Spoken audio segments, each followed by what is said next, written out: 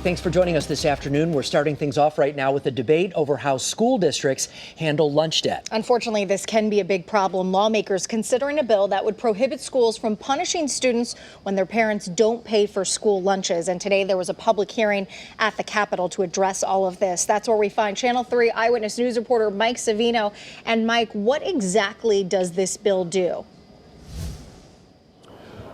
Well, Mark and Aaron, this bill would stop schools from taking any kind of action towards students when their parents aren't able to pay for school lunch. That ranges from offering an alternative lunch to more extreme examples like preventing kids from going on field trips, walking during graduation or other school-related activities.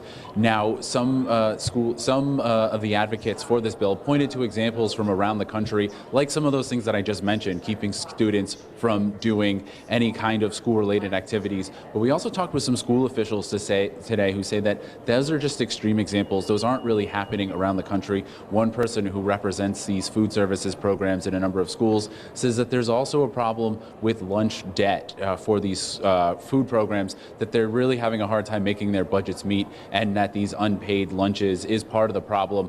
He said he's not opposed to this bill, but he just wants lawmakers to be aware of the ramifications. As we mentioned, some schools do offer an alternative lunch as a compromise here, but advocates for this bill say that even that sort of singles them out, opens them up to embarrassment, and could perhaps discourage them from even getting lunch. And they say that nourishment and making sure that students have what they need to succeed in school is really the issue. Take a listen.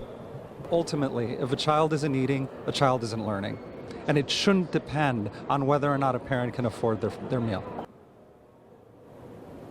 Now, this bill would also do some other things to try to help parents get connected with various resources, and we'll have more on that coming up on Eyewitness News at 5.